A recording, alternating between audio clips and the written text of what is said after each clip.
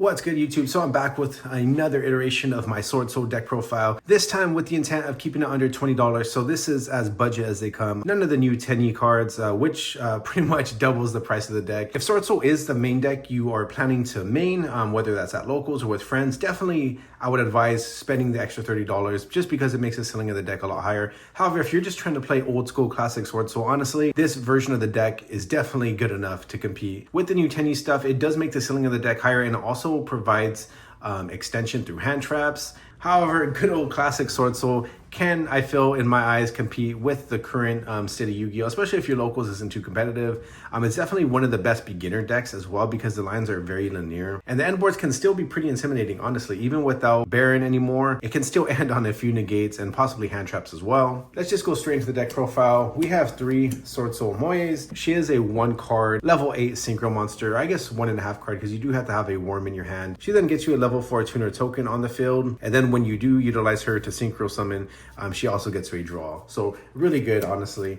She's technically not a 1 card starter though. And then one of the only cards that we have to extend since we are not playing the new 10E cards, Swordsoul Strategist Long 1, similar to Moye, except he needs to discard a Worm monster or a Swordsoul monster to the graveyard. So from your hand to the graveyard, and then he creates another level 4. So Moye is pretty much a 1.5 card level 8 synchro monster, whereas Strategist Long 1 is a 1.5 card level 10 synchro monster. And then when you utilize him to go into a synchro monster, he does 1200 burn damage, so he's great in time as well. Then we have 2 Swordsoul ties, so you might as well bring out 3 Swordsoul Emergence because Swordsoul Emergence is the only 1 card starter in your deck because Swordsoul Emergence can pretty much get you any of your Swordsoul monsters from the deck to the hand.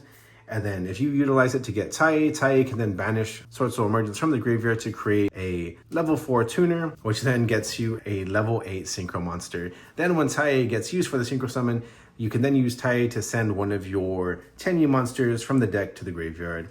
So it is the worst effect, honestly. But again, with Swordsoul Emergence turning into Tai, it is one of the only 1 card starters in your deck. One of the other things that's important to know for Swordsoul Emergence is if you control a synchro monster, you could add 1 worm monster instead. So you can also utilize Swordsoul Emergence to grab any of your 10E monsters, or you can use it to grab. One of the main reasons that Swordsoul is even playable is because Arch-Nemesis Protos was removed from the ban list. So if you already utilize Moye to go into a level 8 synchro monster, you could then utilize Swordsoul Emergence to go into Arch-Nemesis Protos, who is then a walking floodgate, 2,500 attack, 3,000 defense, cannot be destroyed by card effects. Then you can declare 1 attribute on the field, destroy all monsters on the field with that attribute, also until the end of the next turn. Neither player can special summon monsters with that attribute. So honestly, really cool floodgate, really cool monster in Swordsoul that they get to utilize. Then we have 2 incredible Ecclesia the Virtuous.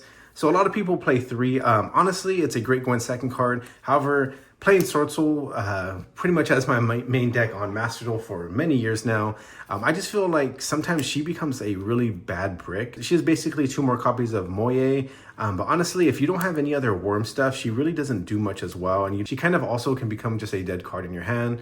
But honestly, I don't know, it's a love-hate relationship. I love the artwork, love what she does, but I feel like 2 is just the perfect amount for me. And again, with Swordsoul not being really that much of a competitive deck, it's really nothing to stress too much about. I'd rather just have extra hand traps.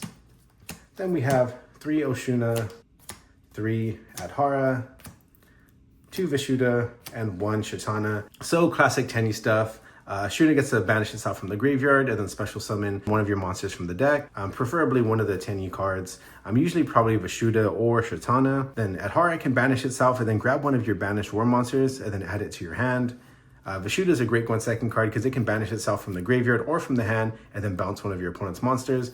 And then Shatana is cool because you can use this as an extender if like one of your monsters gets negated. If you have one of your tokens still on the field, you can normal summon Shatana and then go into a level 8 from there. She also has the other effect. If a face-up non-effect monster you control is destroyed by battle or card effect, you can banish this card from your hand or graveyard, then target one of those destroyed monsters, special summon it, then you can destroy one of your opponent's monsters.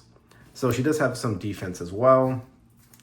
Then to round out the Swordsoul stuff, we have Swordsoul Blackout, Heavenly Dragon Circle. So just some protection for hand traps. And Swordsoul Blackout is just the only other card that we have to kind of make the end board a little stronger. There's also some cool interactions that you can utilize Shishao to banish blackout from the deck to create another token on your board. So just cool interactions. The more you know with Swordsoul, the more you're able to kind of play through hand traps. Because a lot of people do think that Swordsoul pretty much loses to a single hand trap. However, there's different niche interactions you can kind of do that once you kind of know and learn all of the effects of the deck, they can kind of play around hand traps as well. So that's the main Swordsoul stuff. Then we have 3 Pot of Desires, just for consistency. Called by the Grave, triple tactic, crossout designator, just for kind of protection against hand traps. 3 Ashes, along with the crossout designator, triple attack, and called by, just your only protection against Fualos or any of the Molcharmies. Then we have pretty much the strongest hand traps, aside from the Molcharmies, is Nib and Droll Knockbird. Again, these are all, we're talking, if you could have the alternative artworks of this, these are $1 cards now, maybe even less than $1 for Ash. Probably one of the most expensive cards in the deck is the $1 Ash. Alternative art, Droll Knockbird, or commons are like 25 cents. Common Nibs, 25 cents. Crossout Designator is $1 card. Triple Attack is $3. You don't necessarily need it as well. Pot of Desires, 25 cents. Called by the Grave, 25 cents. And then all of the Swordsoul cards are 25 cents or under, including the Tenyi cards. Beginner-friendly budget deck. You really can't beat that. Then we have 2 Shishells, 1 Chenying, 1 Longwan, and then 1 of the new Mula Adharas. So honestly, this one, you don't really need it. I kind of just have it in there. I really love the artwork of it. And it does have the cool effect that it cannot be destroyed by opponent's card effects. Your opponent cannot target this card with card effects. And it can make a second attack during the battle phase. So it can you can kind of use it to kind of swing for game or just destroy your opponent's monster, since it does have a 3000 attack. But most of the time, I feel like you're going to want to be going into Longwan. He is your new best end board piece, with Baron being banished. And of course, Shishao, utilize this to kind of get your combos going, getting your Longwan and creating a second synchro monster on the field. Then we have the best going second card, Yang Xing, bounces your opponent's monsters or cards. Yazi, Evil of the Yang Xing, same thing as the yellow one, except it just pops a card. One of the other big pieces, it is a war monster, Draco Berserker the Tenyi, just one of the good cards that Swordsoul can go into. Then we have Adamantipated Risen Dragite. If you utilize Moye, you can kind of go into it, since it requires a water to be in the graveyard. Then it can negate a spell or trap. And one of the other cool monsters that Swordsoul can go into is Psychic End Punisher, just kind of having just a different option for a boss monster that's kind of hard to get over. Then we have 3 Monk of the Tenyis. With the amount of Tenyis we're playing, you definitely want to have as many of these in the deck as possible. He has no effects, but you pretty much just use him to make sure your Tenyis are able to go off on the field. Then 1 Shaman of the Tenyi, just kind of giving you a bit of extension in case some of your stuff gets negated. I'm going to quickly shuffle the deck and go into a test hand, just showing you guys what you would expect from a $20 Swordsoul deck in 2025.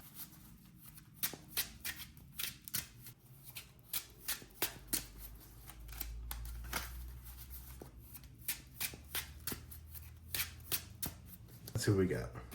Swordsoul Emergence, Longwan, Ashuna, Adhara, and Ash Blossom. So great going first hand, not the best going second hand. I mean, we have Ash Blossom, so it's something.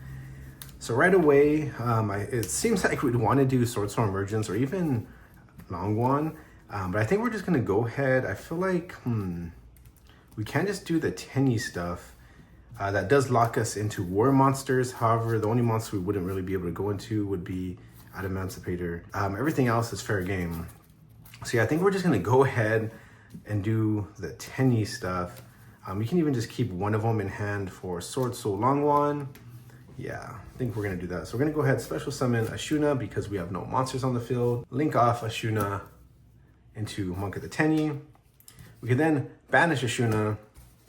And from there, I feel like, let's see, we'd be able to special summon Vashuda, and say we didn't have no other Swordsoul monsters, we get to special summon Vashuda, then we can normal summon Adhara, and then from there we can get into our level 8 synchro monsters. But since we already have Adhara in hand, and we're gonna, since we already have Swordsoul Emergence, we're gonna do our Moye line. Yeah, so we're gonna go ahead and special summon Vashuda, I think, or honestly, we can even just do Shathana to have the extra disruption in the graveyard, and I think we're gonna go that route. Yeah, because then we can just go ahead, we're not going to normal summon our Adhara. Then we can go ahead and activate Swordsoul Emergence. That's going to grab us our Moye. You always want to pretty much get Moye, especially if you know you have a Swordsoul card, or especially if you know you have other war monsters in hand. So you normal summon Moye. Moye can go ahead, get you a token on board. Token is on board. From there, it sucks not having Baron, I'll tell you that. Because this hand does lose strong to Nib, but then again, most of these budget decks do. And you know, I get a lot of comments saying, oh, good luck playing around Nib. Honestly, if you're scared of playing around Nib and you're playing a rogue deck and you do lose to Nib, again, you're playing a $20 deck. There's really, what do you expect? Don't play scared, especially don't play scared thinking that your opponent has Nib in hand. Just play the game. So from here, we'd go ahead and go into our yugioh. So from here, chain link 1, chain link 2. So chain link 2, Moye can go ahead and draw us a card. We get Pot of Desires. Yugioh, really good draw by the way. Love going into Pot of Desires. Once we get all of our stuff going through. And then yugioh can go ahead and grab us our Blackout. Or, yeah. You know, there could have been probably another route we could have gone as well, where we were able to use Swordsoul Emergence to grab us our Arch-Nemesis Protos. So I feel like our hand was good enough where we could have done that.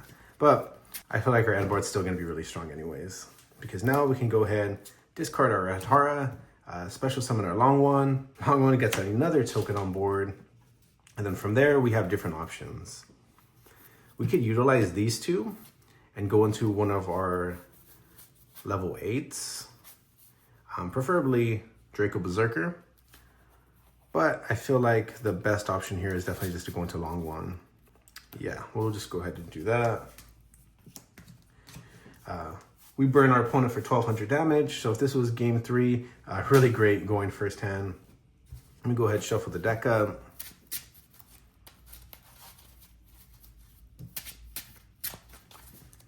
We then go ahead and activate Pot of Desires, banishing 10. 1, 2, 3, 4, 5, 6, 7, 8, 9, 10. So nothing important. I think we did get rid of our remaining 2 Long Ones. Besides that, yeah, nothing really too crazy. And then we draw Arch-Nemesis Protos and Nib. So we end up getting Protos anyway. So now from here, we can, let's see. We can go into, we can just go into a second Monk of the Tenyi. And then from there, we can go ahead and banish our Adhara. And that's going to grab us our Ashuna back to our hand for the follow-up turn. So we still have 5 cards in hand. So from here, we can go ahead and special summon our Arch-Nemesis Protos. We can get rid of one of these Monk of the Tenyis. And then Long One and Swordsoul Moye. So, you know, we're actually going to rewind as well. We're not going to do the Ashuna yet. We're going to keep that there. Adhara is going to stay in the graveyard. So we're going to banish these 3. So it's a water, a fire, and an earth monster. Those get banished. We still have Shatana in the graveyard, and then we have Adhara in the graveyard. To special summon our Arch-Nemesis Protos. In defense mode, 3000 defense. Honestly, this is a really strong hand. Then we can go ahead, banish our Adhara. And that can grab us back our... I feel like we're just going to grab our Moye. Even though we don't have any Swordsoul cards in our hand, I feel like, yeah, it's just the best option. Honestly, even just getting a Ashuna or keeping a Ashuna from the beginning might not have been the worst thing as well. But yeah, so we'll just do that. We'll just get Moye back in our hand, just in case for the next turn. So then we can go ahead and set our Swordsoul Blackout. So what does this hand have? So we have Monk of the Tenyi still on board. So we have Shatana in the graveyard, which states... If a face-up non-effect monster you control is destroyed by battle or card effects, so in order to clear our field or beat us, they're going to have to end up destroying this. And a lot of times people don't even know what this does in our graveyard. Because then once this gets destroyed, since it only has 1,000 attack, they're most likely going to attack over it. Shatana gets to banish itself, special summon it back to the field, and then pop one of their cards. But even before we pass turn though, we'd go ahead and activate our Arch-Nemesis Protos, probably just calling Darks, honestly. That way we can keep our light monster. I mean, if you know you're going against light stuff like Ryzeal, you can definitely go ahead and call lights and just pop this anyways. But for now, yeah, we'll just go ahead and call darks. And then it will destroy all monsters on the field with that attribute, which is this monster. But this card cannot be destroyed by card effect, so it is not affected by that. Also, until the end of the next turn, neither player can special summon monsters with that attribute. So if you're going against decks like Despia, or just any decks which utilize dark monsters, Labyrinth, they're pretty much done. We have Swordsoul Moye, some form of follow-up. We have Nib and Ash in hand, which a lot of decks will struggle with just these 2 hand traps alone. We have Swordsoul Blackout, which will pop 2 of their cards. We'd probably pop our Monk of the Tenyi or our Yugioh after utilizing it. Yugioh is also a monster negate, and then we have Long One, which whenever they special summon a monster, we can go ahead and banish it, and they get burned for 1200. Then if they utilize a field card, a field spell, or a continuous spell or trap, we can go ahead and banish that as well for a total of 2400 burn damage, with the other 1200 burn damage from our Long One earlier, which is pretty much half their life points almost. So again, this monster is unaffected by card effects and it has a 3000 defense, so they're gonna have to beat over this. We have a pop 2, pop 1 with Shathana, monster negate, monster banish, and field and spell banish / burn, and then nib and ashen hand. So we have 1, 2, 3, 4, 5, 6, 7, 8 disruptions. 8 disruptions, $20 deck. Get at me. Yeah, this is why I love Swordsoul, honestly. It is such a fun deck. Very beginner friendly as well, honestly.